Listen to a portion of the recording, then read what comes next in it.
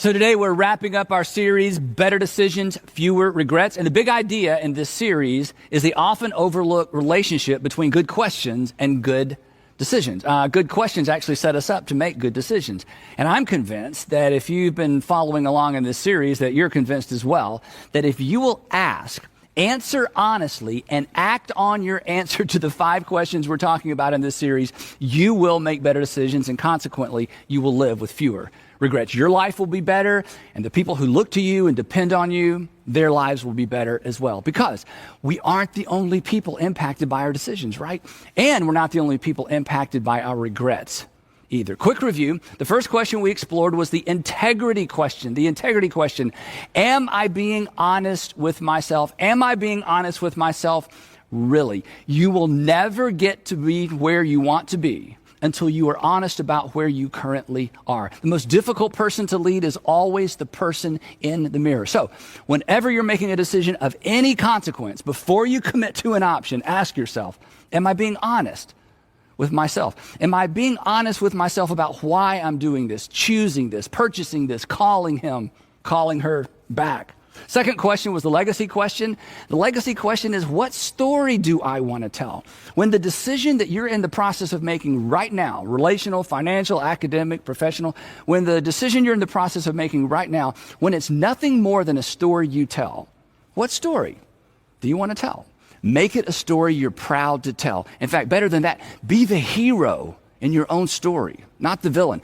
Be the person who exercised self-control, not the person who lost control. Use your superpower. We've talked about that. Your respond ability. That's your superpower. And you decide your story one decision at a time. Because as far as it's up to you, you write the story of your life one decision at a time. I want you to write or decide a great story. Our third question was the conscience question. Is there a tension that deserves my attention? Is there a tension that deserves my attention? You're considering an option and you're thinking about doing something specific. You're about to pull the trigger on the decision and everybody's nodding. Everything looks good on paper, but there's just something about it that doesn't seem right, something that you can't put your finger on. When that happens, pause and pay attention to that tension. Now, last time we were together, we explored the fourth question, the maturity question. And the maturity question is, what is the wise thing to do in light of your past experience, in light of your current circumstances,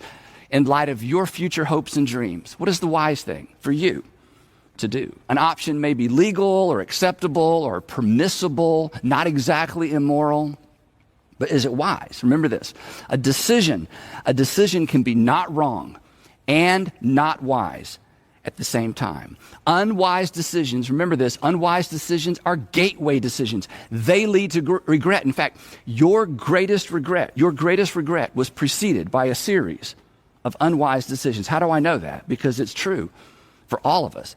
The decisions that preceded your greatest regret, they weren't wrong, they weren't illegal, but looking back, they were terribly, terribly unwise. So decide wise. And that brings us to our last question. Our fifth question is actually the relationship question. Now, again, if you've been a part of this series, you know by now that most of these questions are a bit terrifying because they are, in fact, so clarifying. And by clarifying, I'm referring to the fact that in most instances, you know the answer to the question even before you finish asking the question, right? And once we know, we can't unknow. And once we know the answer to these questions, we feel accountable. We feel accountable to ourselves, which is good.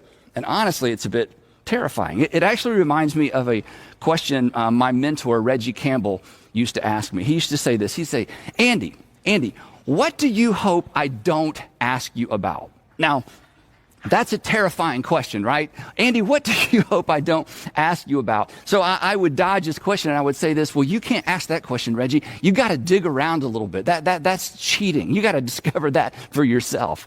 And he would laugh and then he would repeat the question. Andy, what do you hope I don't ask you about? So our fifth and our final question is perhaps the most clarifying question of all. But honestly, in some ways, it's the most terrifying question of all. It's clarifying, and clarity is often the thing we need to push us past our resistance to making a good decision. And I promise you, There will be resistance with this one. In fact, this may be the question you will be most tempted not to answer honestly, because it will require the most of you. So, once again, the disclaimer: you don't have to act on your answer, but you owe it to yourself to know the answer to this question, because what you won't know, what you refuse to know, can hurt you. And in this case, what you refuse to know or acknowledge or admit is going to hurt the people closest to you as well. Again, this is the relationship question. And as I mentioned last time, when you envision your future, isn't this true? When you envision your future, you never envision yourself alone. There's always somebody beside you. This is true of all of us. And perhaps that somebody is already beside you. Our final question, this fifth question, will help you keep them there. Perhaps you're looking for that someone. Getting in the habit of asking this question now, if you do that, you will become the person that the person you're looking for is looking for. Because you know who you're looking for? You're looking for someone amazing, right? So are they. Asking and acting on this fifth question will increase your amazing quotient, I guarantee you. But the benefit of asking this question, this relationship question, it actually extends beyond that special somebody. This question, when asked and answered honestly and then acted on, it has the potential to enhance the quality of every single relationship you're in. It has the power to restore broken relationships, heal relationships. It has the power, honestly, to rekindle romance, to restore what was lost. But before the big reveal, another disclaimer. Unlike the other 4 questions in this series, this one does not come with a guaranteed ROI, return on investment. The other 4 do, but not this one. Here's what I mean. You will always come out ahead by being honest with yourself, really. You'll always have something to show for writing a story you're proud to tell. There will be a measurable return for paying attention to the tension and doing the wise thing. You ask those other 4 questions, you are going to benefit. Our first 4 questions always yield a favorable return, sometimes immediately, but always eventually. But our fifth and final question is different. There may be no tangible, measurable, or even noticeable return on your effort in asking this question. While the first 4 questions are demanding in the moment, our final question is demanding throughout every waking moment. And the reason being, our final question isn't about making your life better. It's about making someone else's life better, which may make your life better, but honestly, it may not. However, this fifth and final question, should you have the courage to ask it and act on it, positions you to make the world better. So, here we go. Throughout Jesus' ministry, when you follow Jesus through the Gospels, throughout his ministry, he was constantly hinting at the fact that something new was on the horizon, something designed to actually replace much of what was in place in first century Judaism. And while many people were hoping for political reform, Jesus had something entirely different in mind, something much bigger than political reform, something far more inclusive. His hints, his parables, his foreshadowing, they were all designed to create a sense of expectation in the minds and the hearts of his followers. So when he entered Jerusalem for his final visit, you know this story, crowds lined the streets to welcome him. They knew something was up, but their expectations were political, regal, messianic.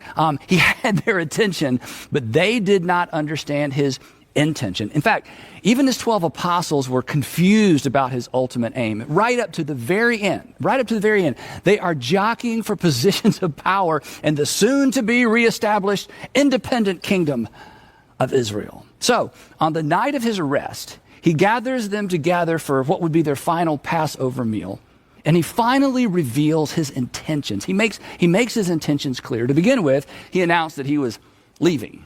And that was a problem. As we've talked about before, Jesus was their security blanket. Wherever Jesus went, crowds gathered. And the crowds kept Jesus' enemies from getting close. So if Jesus leaves, if Jesus goes missing, odds are the apostles are probably going to go missing as well, and not in a good way. Besides, why would Jesus leave now? They were on the precipice of a revolution. I mean, the kingdom was about to be restored. So, on this final night together, he spells it out for them in terms that have become so familiar to many of us. I'm afraid that they leave little to no or make little to no impact. Now, we don't doubt they're true. We don't doubt what Jesus says is true. After all, Jesus spoke these words. But these words don't rock us back on our heels. They don't send us rushing home or back to work or back to the neighborhood with an apology on our lips. These words, this command from the lips of our Lord, think about that. They just don't stand guard over our words like they should. They don't stand guard over our responses, our actions, or our attitudes the way they were intended to. In fact, when I read Jesus' words to you in just a moment, you may be tempted to respond with, oh, I've heard that before. Oh, that again, which is unfortunate because these words spoken by Jesus to his closest friends, men who would earn the reputation for turning the world upside down, these words explain the event that we cling to when we sin, when we fall short. Isn't this true? When you wonder where you stand with God, in those moments as a Christian, what do you lean into? You lean into the event of Christ's death on the cross as the payment for your sin, right? Jesus died for me, so I have a right standing with God. But his death on the afternoon after he spoke these words was actually an illustration of these words and a reminder of how central these words are to our experience as Jesus followers. They represent, in a way, the epicenter of the Christian faith.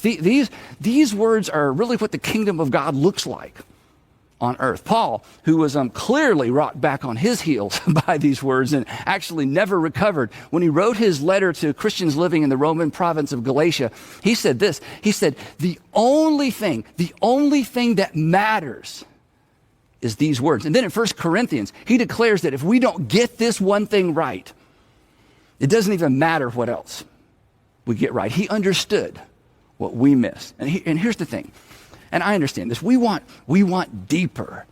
And Paul would respond to that we want deeper request like this. You want deeper? You want deeper.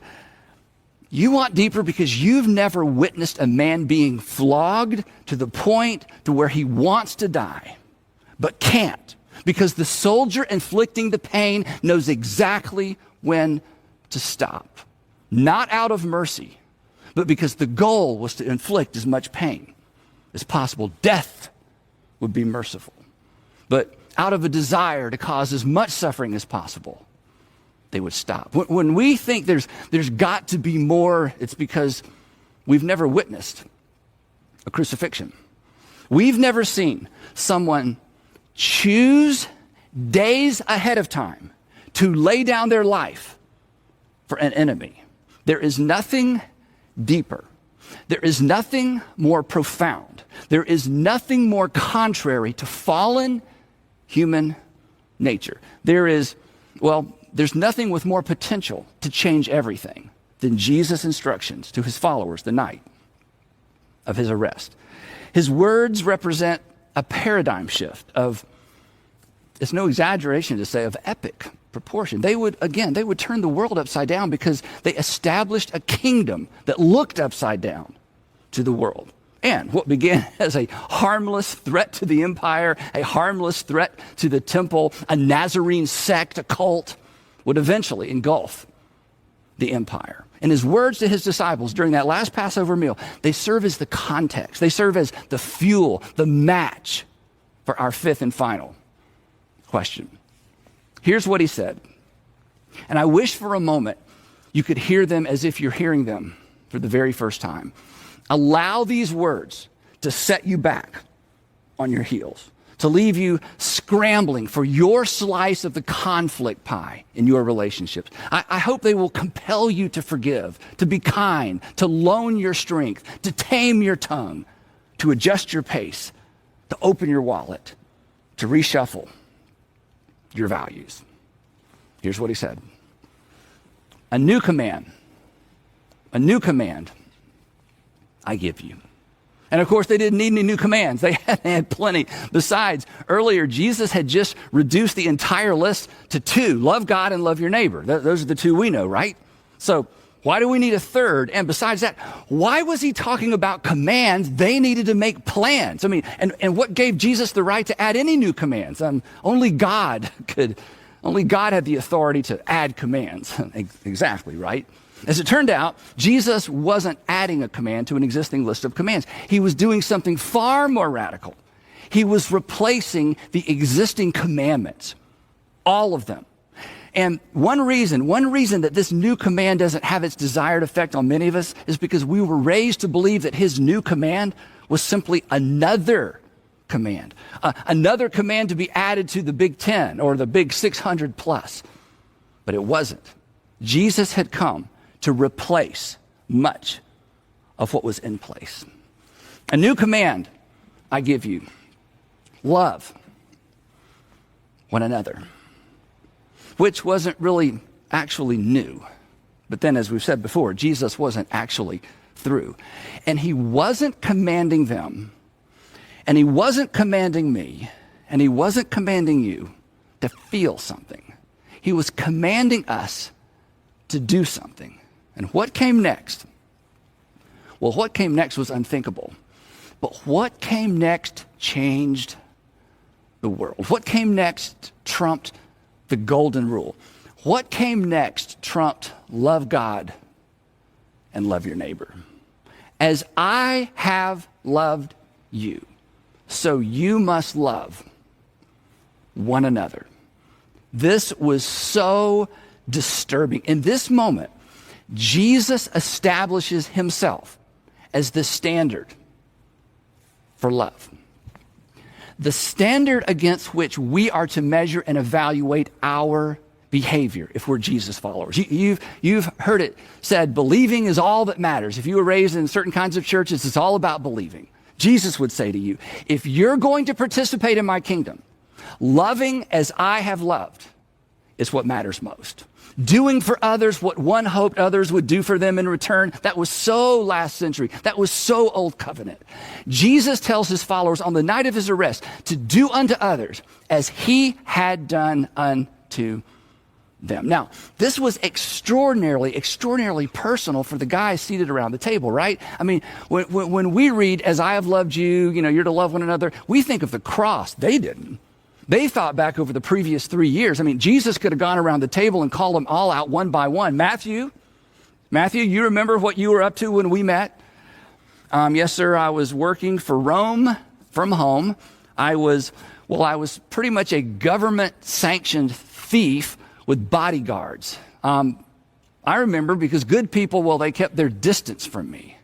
And Jesus could have said, Matthew, do you remember what I said to you that afternoon when we met? Yes, sir. You invited me to follow you. And no one had ever done that before. In fact, when people thought I was following them, they just rushed home. Exactly. Matthew, extend that same grace to every single person you meet for the rest of your life.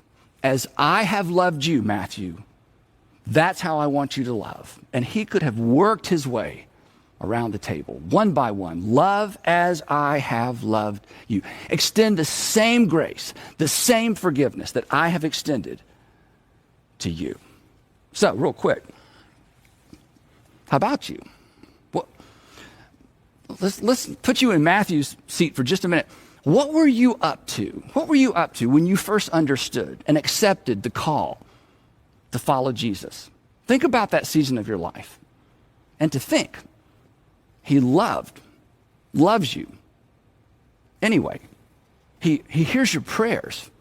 He forgives you over and over for the same dumb stuff, right? Me too. I mean, in my case, I have no excuse. I have no excuse not to extend grace, forgiveness, and mercy, second and third chances to everybody I meet, because I've been commanded to love as I have been loved, and I have been given second and third chances by my Savior.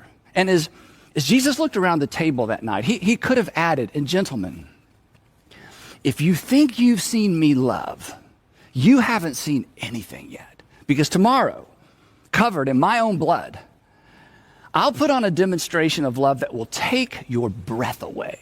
But more important, it's going to take your sin away.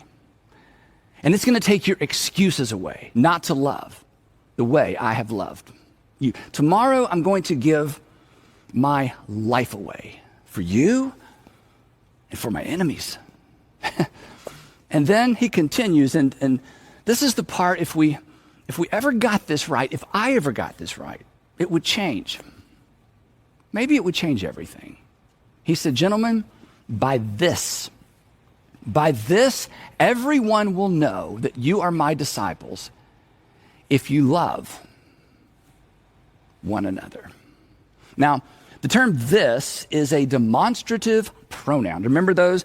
A demonstrative pronoun is used to point to something very specific. And in this particular case, it's a singular demonstrative pronoun. Jesus is pointing to one specific thing that was to be the identifying characteristic of his followers, namely the way we love. This new command brand of love was to serve as the unifying and the defining characteristic for his new movement, the church. His new command was to serve as the governing ethic against which all of our behavior should be measured. And this stood in stark contrast to the current first century way of thinking. Unfortunately, it stands in stark contrast to the way that many of us were raised to think in the church today. This litmus test, this would be the litmus test for being a Jesus follower. And again, the new litmus test was not some sort of ritualistic day of the week, festival driven, don't forget your goat, don't forget to say your prayers, worship of an invisible and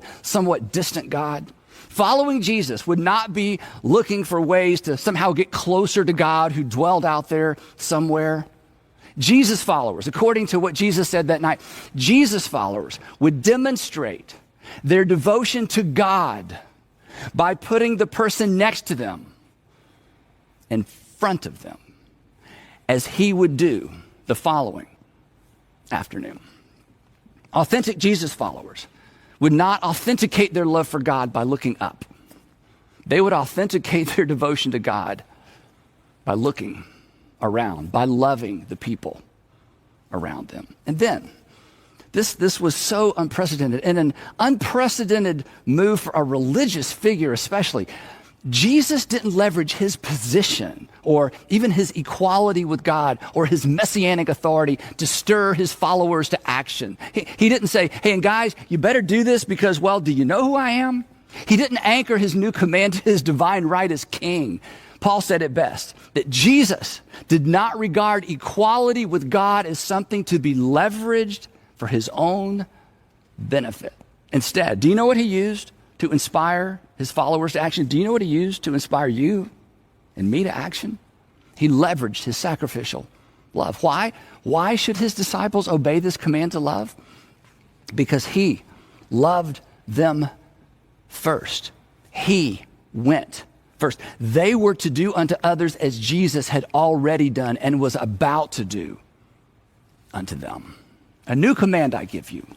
Love one another. As I have loved you, so you must love one another. Jesus' new all-encompassing command was far less complicated than the prevailing system, but it was far more demanding. There are no loopholes, no workarounds in this brand of love. It's why we avoid it. It's why we are tempted to take the new command and simply add it to a list of commands, perhaps hoping it will get lost in the mix. And that brings us at last to our fifth and our final question, the relationship question. The question, honestly, that paves the path to relational health. The question that really lays a foundation for mutually beneficial and mutually satisfying relationships. A question that honestly brings inescapable clarity to just about every relational decision you will ever bump up against. A question, I think a question everyone should ask, but a question that Jesus followers, well, we have to ask it. Our fifth question is this: what does love require of me? What does love require of me? This clarifying and, as I said earlier, terrifying question should stand guard over our consciences. It should serve as a guide, a signpost, a compass as we navigate the complexities of relationships. It should inform how we date, how we parent, how we boss, how we manage, how we coach. It should form a perimeter around what we say and what we do in our roles as spouse, coworker, neighbor, friend. This question gives voice to God's will for us on so many issues, on issues where the Bible is silent. It fills the gaps. It succeeds where concordances fail. If you're a Christian, it crushes that insipid justification that we all grew up using. But the Bible doesn't say there's anything wrong with, right? This question closes all those loopholes. In fact, it exposes our hypocrisy. It stands as judge and jury. It's so simple, but it is so inescapably demanding, and it intersects with every imaginable relational.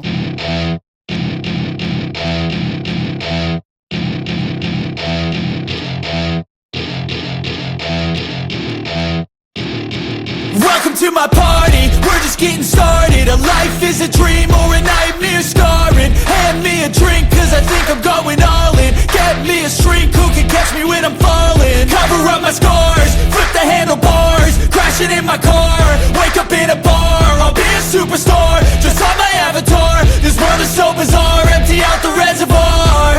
Yeah, I'm taking 6 shots, yeah, straight to the face. And I wanna get lost, I'm sick of this place. Don't know how to stop when I'm feeling this way. So I'm taking 6 shots till I'm feeling okay. I think I'm going crazy, don't think I'll get home safe. So I'm taking 6 shots, all straight to the face. I'm taking 6 shots, are you coming with me? I'm taking 6 shots, yeah, straight to the face. And I wanna get lost, I'm sick of this place. Don't know how to stop when I'm feeling this way. So I'm taking 6 shots till I'm feeling okay. I think I'm going crazy, don't think I'll get home safe. So I'm taking 6 shots, all straight to the face. I'm taking 6 shots, are you coming with me? Sometimes you need to let loose, grab juice, get goose, tattoos, taboos, get screwed. Loosen up, buttercup, all those hate comments will never make you feel enough. We're all adequate graduates, hearts full of calluses, but we know calculus. Damn, ain't that fabulous? Can't wait to apply all those mathematicus. But we can't get a job that pays us enough. I'm about to pop off. Fuck you, you're lost. We all know that we never really want a boss. So I'ma do what I want to, something I can't undo. Yeah, I'ma do what I want to, something I can't undo. I'm taking 6 shots, yeah, straight to the face. And I wanna get lost, I'm sick of this place. Don't know how to stop when I'm feeling this way. So I'm taking 6 shots till I'm feeling okay. I think I'm going crazy, don't think I'll get home safe. So I'm taking 6 shots, all straight to the face. I'm taking 6 shots, are you coming with me? I'm taking 6 shots, yeah, straight to the face. And I wanna get lost, I'm sick of this place. Don't know how to stop when I'm feeling this way. So I'm taking 6 shots till I'm feeling okay. I think I'm going crazy, don't think I'll get home safe. So I'm taking 6 shots, all straight to the face. I'm taking 6 shots, are you coming with me?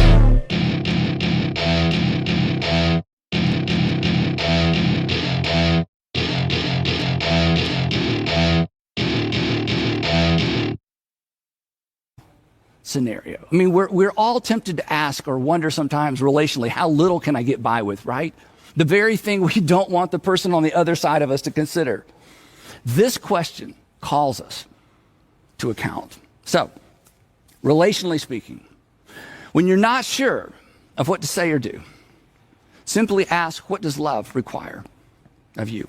When unsure of what to say or do, ask, what does love require of you? And then, do unto others as your heavenly Father through Christ has done unto you. He did what was best for us. We are in turn to do what's best for others. We are to love as we have been loved. And when we fall short, we're to own it quickly. We're to own it before anyone even has to bring it to our attention. And if that sounds like too much to ask, congratulations, then now you know that you understand exactly what Jesus is asking of us. If there's something in you that's like, I just don't know if I can live up to that, then you understand what he's calling us to. Now, I imagine that you're smart enough and emotionally dialed in enough to know what love requires of you most of the time, even if we don't want to admit it, right? But just in case, if love one another is not specific enough, the New Testament is actually full of real-world applications of what Jesus' new command brand of love looks like. In fact, the authors of the New Testament did not add to Jesus' new command. This is an area where it gets confusing really quickly. They didn't come along and add to Jesus' new command. They simply explained what it looks like. They tell us how to apply it. And the Apostle Paul provides us with, I think, the clearest applications. In his letter to Christians living in the Roman province of Galatia, we mentioned earlier, he insists, he says this, when it comes to relationships, God will always nudge you. The Spirit of God will always nudge you in the direction of kindness, goodness, gentleness, faithfulness, and self-control.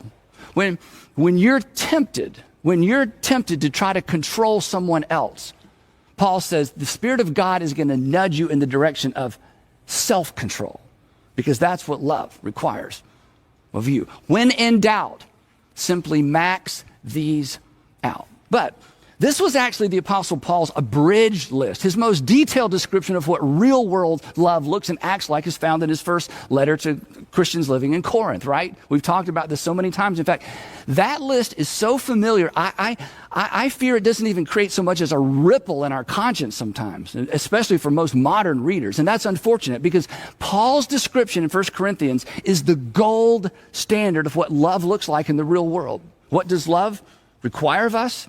You know this. He says, well, it's patient. It's kind. This brand of love doesn't envy. It doesn't boast. It's not proud. It does not dishonor others. Love never treats another person dishonorably, disgracefully, indecently. Again, love never treats another person dishonorably, disgracefully, or indecently. One more time. Love never treats another person dishonorably, disgracefully, or indecently, because Jesus never treated another person, including you, dishonorably, disgracefully, or indecently. What if we just got that right? Love, he goes on, he says, love doesn't create regret. It's not self-seeking. It's not easily angered. It doesn't keep score. Love conveniently forgets the bad and elevates the good. Love forgives and pretends to forget. That's what love requires. Love doesn't delight in evil, but it rejoices with what's true. It always protects. In other words, love never smuggles something harmful into the relationship. Just the opposite. Love keeps harmful things out. Love doesn't seek to win arguments. Love works to protect the relationship.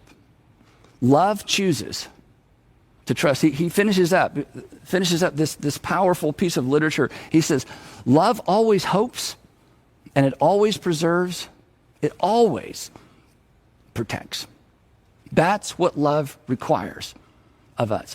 That's why our fifth question is not for the faint of heart. But before you decide to remove it from the list of questions to ask whenever you're making a decision, I want you to consider this.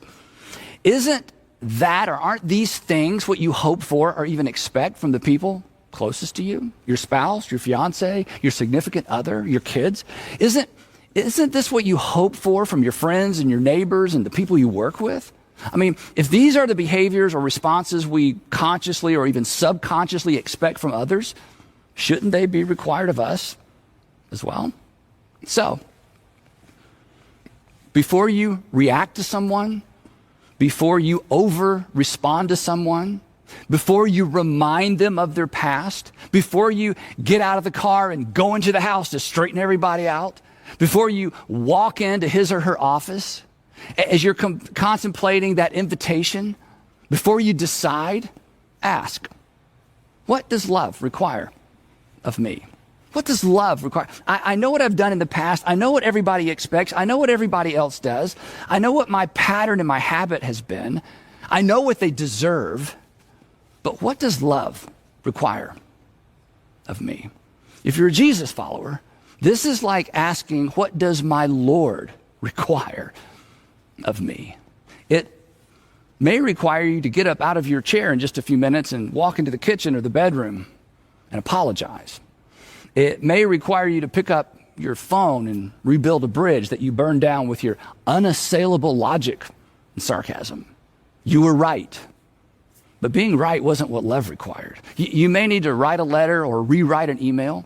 And no, the other party may not be interested in what love requires of them or what love requires of you, but that's okay, right? Chances are, isn't this true? Chances are there was a time when you weren't interested in what God's love for you required of him, but he didn't quit pursuing you.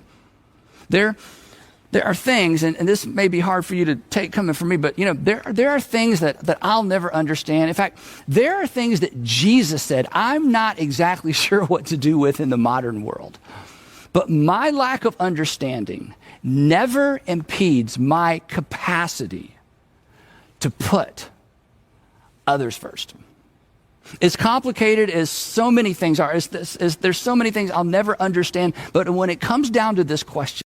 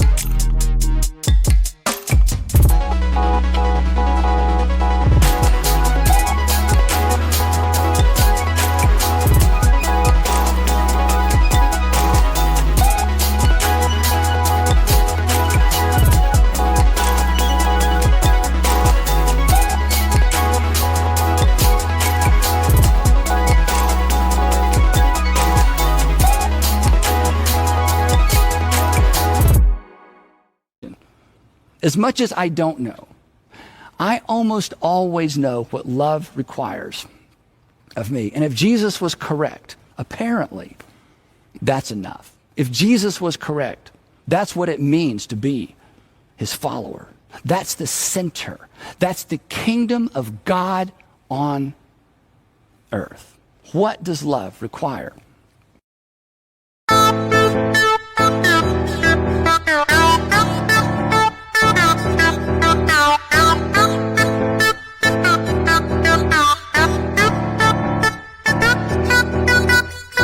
Hey, black baby in the high heel on. You give me favor, I life never ever know. You are sure to put us up. Love life. I like the blue earth. The one, the tall, the dread. I feel the favor from my ground. It'll freak you. I'll be my car. And we in the town. Just kiss me baby and tell me try that you the one for me. The way you make me feel, the way you make me feel. You really turn me wrong.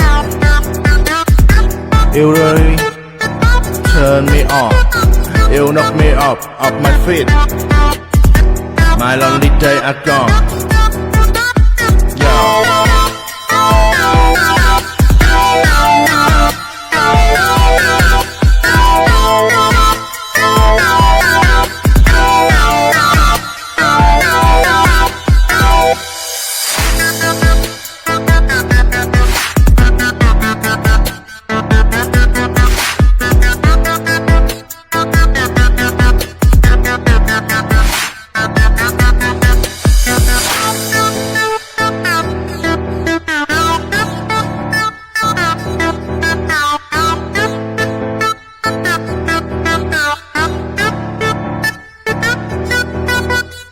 Hey, friendly baby in the high heel on. You give me favor, I've never ever know. You are sure the product of love life. I like the grow up. Your walk, your talk, your dress. I feel so forever from my ground. You freak you. I'll be my car, and we've been the town. Just kiss me baby and tell me try that you the one for me. The way you make me feel, the way you make me feel. You really turn me wrong. You really turn me on. You knock me off my feet. My lonely days are gone.